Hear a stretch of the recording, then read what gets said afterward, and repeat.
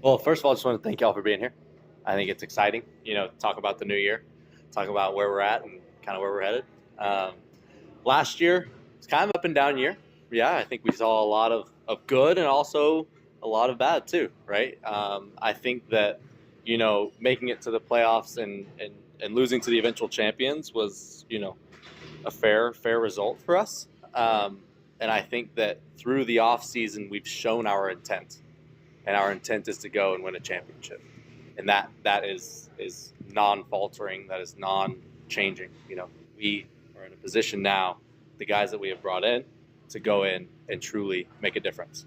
And I think that we all understand there's a huge inherent responsibility and an excitement around going to play in the Coliseum and that filling that void. I know, I'm sure we've had a lot of conversations about that today, but I think that we have really come together as a team this preseason. Going away to Mexico, spending some time there, really gelling has been good for us. And I believe that this year more than ever, we're more a team.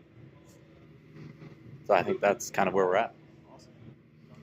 Yeah, just kind of talk about the preseason, how things are. I mean, because there's been a lot of changes, right? Yeah. You've seen players come and go. Just Mm. talk about the makeup of this team, changes from last year. I think that there's a lot of excitement around the team this year. I think we've brought in players who, one, can create something out of nothing, right? That I think we kind of lacked a little bit last year. We lacked a little bit of creativity and, kind of the distinction in the final third, right? To score consistently and really go in and out of every game with a lot of chances created and a lot of goals.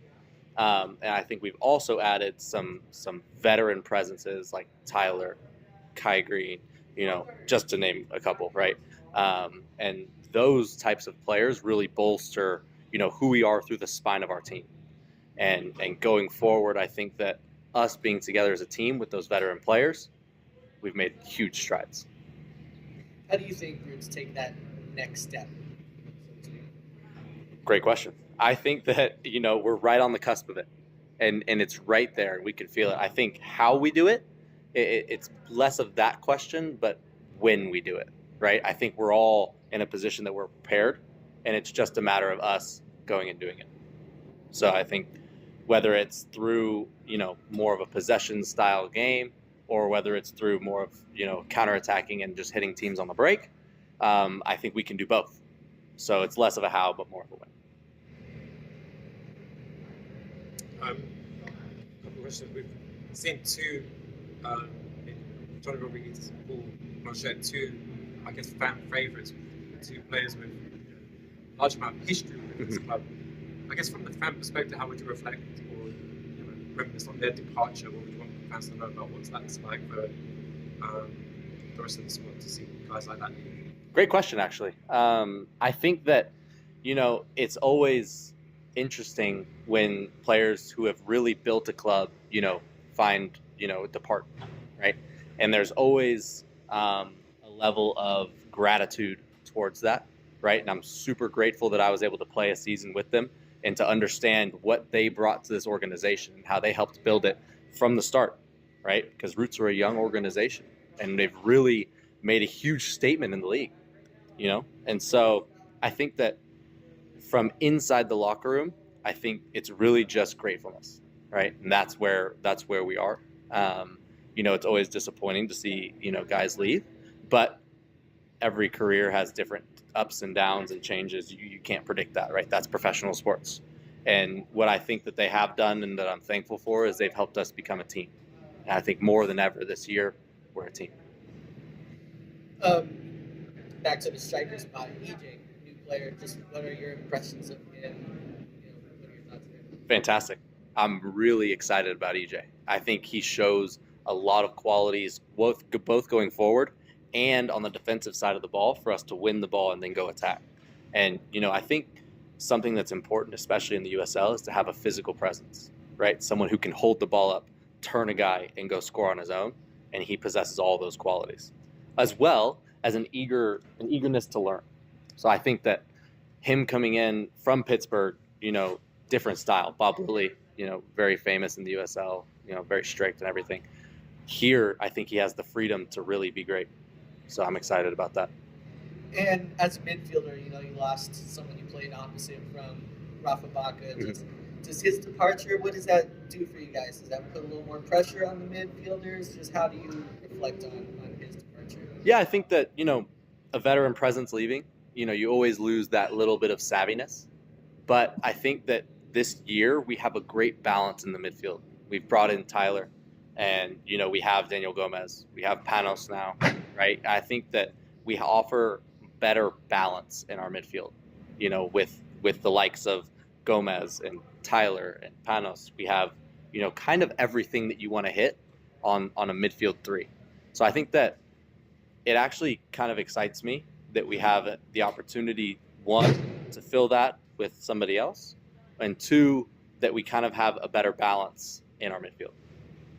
Yeah, you mentioned Panos there, big addition. Just what does he do for this team?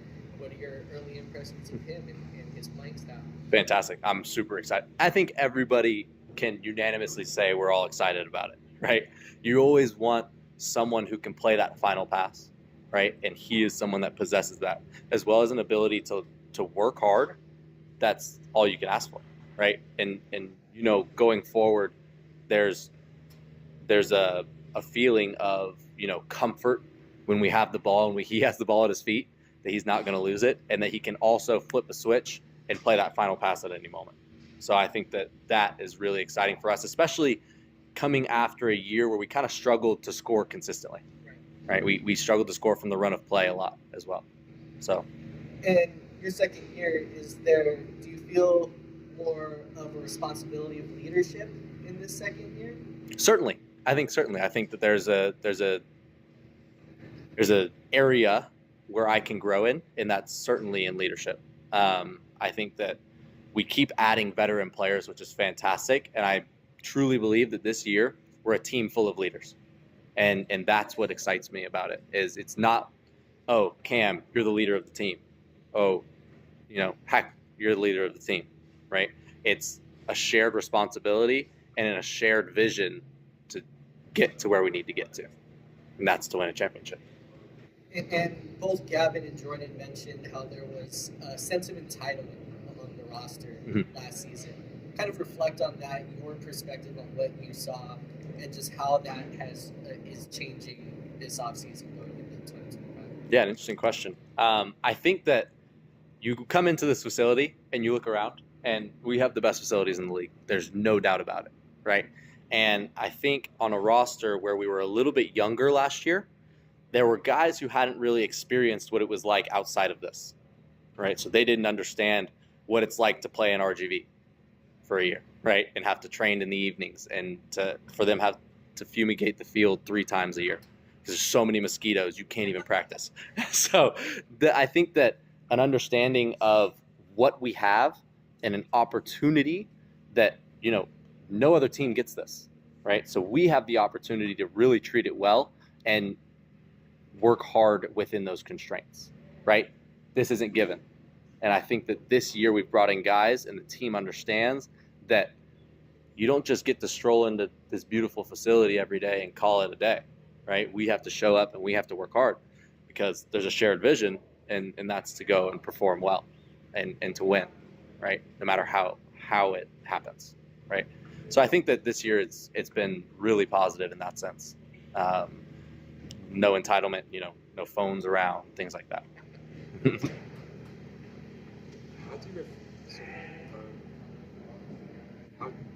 How do you reflect on Project 510 as a means to develop talent from the local area to step into the professional world?